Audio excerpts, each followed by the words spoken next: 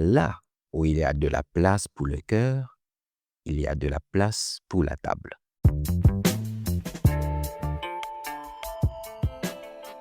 Parole du coin.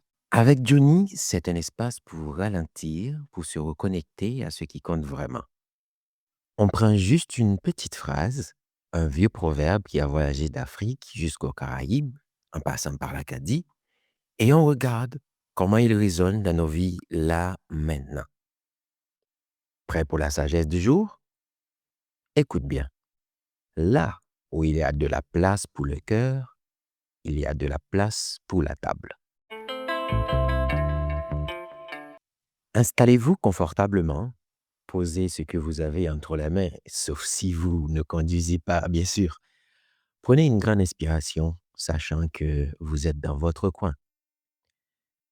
Mes chers amis, lors de notre 27e épisode, qui était sorti à l'occasion de la Journée internationale de la lenteur, le 21 juin, on a appris à ralentir, à regarder la vapeur monter au-dessus de notre tasse, vu que c'était la journée la plus longue de l'année.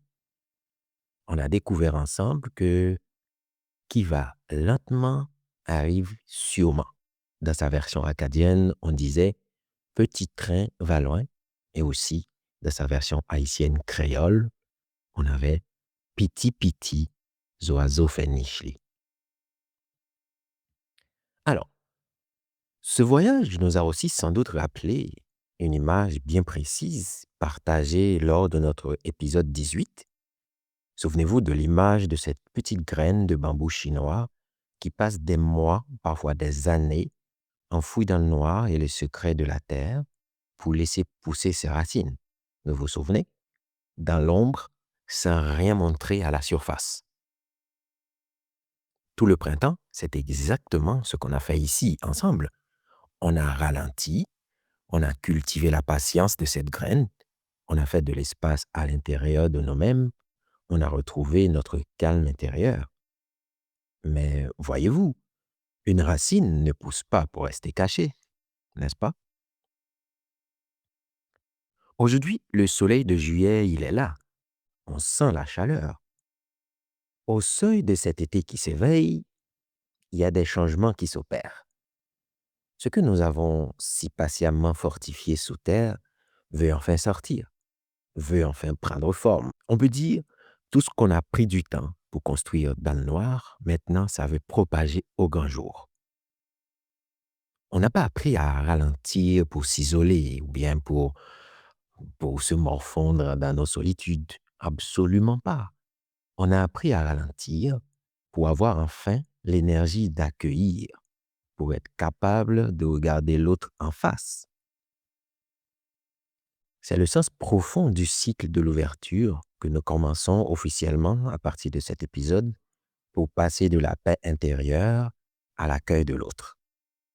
Et pour ce premier pas de la belle saison, je vous emmène en Acadie cueillir une belle formule gravée dans le bon sens et la résilience des anciens. Écoute bien, là où il y a de la place pour le cœur, il y a de la place pour la table. Prenez le temps de laisser ces mots voyager en vous. Là où il y a de la place pour le cœur, il y a de la place pour la table. C'est un dicton sûrement que les grands-mères se murmuraient. Pour bien comprendre sa force, il faudra imaginer l'Acadie d'autrefois. C'était une terre de vent, de bois épais et d'océans indomptables. Une terre de rudesse où l'isolement aurait pu briser les hommes. Au début, après le grand dérangement, les ancêtres n'avaient pas de grand surplus. Les hivers étaient longs, les récoltes incertaines et les maisons petites. Souvent, une seule grande pièce de bois où toute la famille s'entassait autour du poêle pour tricoter, réparer le filet et traverser le gel. Dans ces maisons, les ressources étaient comptées au plus près. Et pourtant, dans la tradition transmise, si une personne traversait le bois à la brunante, si un étranger fatigué ou un voyageur égaré frappait à la porte, jamais on ne lui disait que la maison était pleine. On poussait les enfants sur le banc de coffre, on rajoutait une bûche dans la poêle, on sortait le banc-lit du coin et surtout, on étirait la soupe. On y versait un grand coup d'eau claire, on y jetait une poignée d'herbes comme de la sarriette ou quelques patates de plus. Tout ça, c'est parce que le concept de chez nous, ici en Acadie, n'a jamais été une question de pieds carrés ou de centimètres de bois. Le chez nous, c'est une question d'intention. D'où, si ton cœur est étroit, si ton cœur est encombré par la peur du manque, par la méfiance ou par le calcul, ta maison te semblera toujours trop petite, même si tu habites dans un palais. Tu trouveras toujours qu'accueillir l'autre est une charge, un risque, une perte de temps.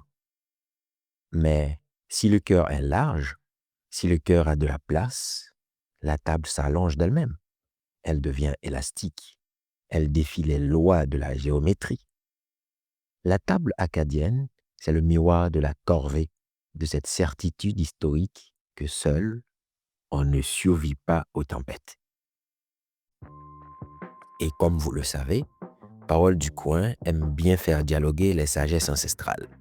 C'est pour cela que nous allons faire voyager notre proverbe. Nous allons vous emmener dans 3 coins différents pour cet épisode. Cette géométrie du cœur n'appartient pas seulement aux côtes acadiennes, comme on a dit tantôt. Elle résonne partout où l'humain se souvient de sa propre humanité. Traversons un peu l'Atlantique, faisons un petit tour en Afrique de l'Ouest, au Sénégal. Là-bas, on retrouve exactement cette même philosophie, mais sous un autre nom. Cette philosophie porte le nom de la teranga. La teranga, pardonnez-moi ma diction, ce n'est pas juste de l'hospitalité. C'est un art de vivre, un principe qui structure toute la société. L'étranger, là-bas, n'est pas un inconnu. Il est un hôte à honorer, presque sacré. Et ça se voit où? Ça se voit dans la cuisine. Je vais vous dire, au Sénégal, on ne conçoit pas un repas sans penser à celui ou celle qui pourrait survenir. Autour du grand bol de thieboudienne posé au centre de la natte, il y a toujours une assiette de plus. On l'appelle parfois la part de l'étranger. Pourquoi tout ça? Parce que la teranga nous apprend une chose. Le partage ne divise pas la nourriture. Au contraire, il la multiplie.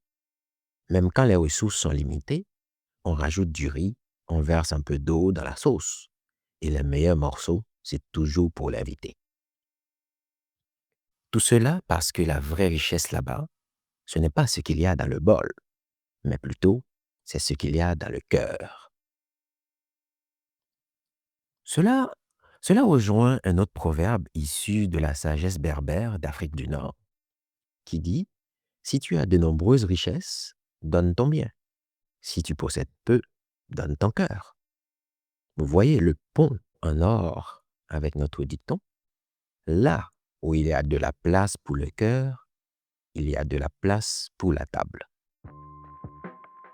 La sagesse du désert nous rappelle que l'hospitalité ne commence pas dans le garde-manger, mais bien dans la poitrine. Si la table est humble, si le repas est simple, ce n'est pas grave. L'autre ne vient pas chez vous pour manger du luxe. Il vient pour s'abreuver de votre présence. Donner son cœur, c'est offrir une écoute entière, un regard sincère, un espace où l'on se sent attendu. Ce qui, ce qui peut guérir bien de maux, ce qui peut rassurer une personne, surtout quand on prend un nouvel arrivant ou une nouvelle arrivante qui ne connaît rien dans l'environnement et puis qui trouve quelqu'un qui lui parle, qui trouve quelqu'un qui l'écoute. Ça fait beaucoup de bien. Descendons maintenant vers les Antilles. On va en Haïti, c'est chez moi. Là-bas, la table ouverte prend une dimension profondément collective. Elle porte un nom qu'on appelle la combite. Quand on parle de combite, c'est la mise en action de la devise haïtienne. L'union fait la force. En créole, on dit main en pile, chai palou. Main en pile, chai palou. Concrètement, c'est tout le village, tous les voisins qui se rassemblent pour cultiver ensemble le champ de l'un, puis le champ de l'autre, pour relever une maison après l'orage. C'est une solidarité à main nue, à bras le corps. Un travail mené à plusieurs où l'effort circule. Aujourd'hui, je t'aide, demain, tu m'aideras. Et dans l'esprit du Combit, la cuisine devient un rituel. Encore la cuisine est revenue, la nourriture. La marmite s'agrandit sur le feu de bois en plein air. Les femmes cuisinent avec une foi immense pour nourrir tous les bras venus prêter main forte. On ajoute du piment, on étire le bouillon, on jette une poignée de bananes pesées, piclise, maïs moulu, et j'en passe. Parce que le Combit nous rappelle ceci. On ne vient pas seulement prêter ses bras, on vient avec sa présence, sa voix, souvent un plat à partager. On peut même ajouter un conseil, la bonne humeur, la bonne énergie. Le chant devient un espace de parole, de rythme, de repas et de reconnaissance mutuelle. La marmite du Combit haïtien, on peut voir que c'est le miroir exact de la soupe étirée des grands-mères acadiennes, de la teranga sénégalaise. Vous voyez, toutes ces cultures murmurent la même vérité. La vraie richesse d'un peuple se mesure à la longueur de ses tablés, pas à la hauteur de ses clôtures. Pas du tout.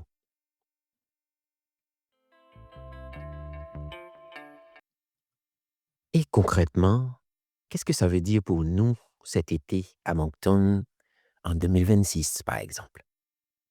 Ça veut dire qu'on n'a pas besoin de construire une rallonge en bois sur nos maisons. On a juste besoin d'ouvrir. On a besoin d'ouvrir grand les yeux. On a besoin de regarder autour de nous, sur la Main Street ou au parc du Centenaire, au marché de Dieppe le dimanche matin. Ici, au Nouveau-Brunswick, notre table collective est déjà en train de s'allonger de la plus belle des manières, n'est-ce pas? Selon Immigration, Réfugiés, Citoyenneté Canada, IRCC, notre belle province est celle qui accueille le plus d'immigrants d'expression française dans tout le Canada atlantique. En 2025 seulement, d'ailleurs, il y avait plus de 1700 personnes qui ont choisi le Nouveau-Brunswick pour vivre, travailler, élever leurs enfants en français. C'est énorme. Ces personnes arrivent ici avec leur accent qui chante, avec leur parcours qui a traversé un océan, avec leurs recettes de thiebaudienne parfumées qu'elles partagent sans compter, avec leur thé à la menthe fumant versé du haut de leur petit verre. Parce que l'hospitalité, ça se voit, ça se sent. Avec leur façon de faire Combit, mais en pile chai palou, l'union fait la force. Mes amis, soyons clairs. Ces familles ne viennent pas prendre une place qui appartenait à quelqu'un d'autre. Non, pas du tout. Le cœur n'est pas un jeu de chaises musicales. Ces personnes, ces familles viennent agrandir la table. Elles viennent enrichir notre français, notre francophonie, avec des mots comme la teranga. Pourquoi pas? Elles viennent revivifier Acadie avec l'énergie de ceux qui ont tout choisi, tout recommencer. Ces personnes, ces familles viennent colorer notre façon de dire bonjour au coin de la rue, Mountain ou Bosford. On va entendre un salam alaikum à côté d'un comment ça va à côté d'un ça passé, man. C'est exactement ce dont on parle depuis le début de l'épisode. Vous vous rappelez de la soupe de grand-mère, la teranga du Sénégal, la combite d'Haïti. Là où il y a de la place pour le cœur, il y a de la place pour la table.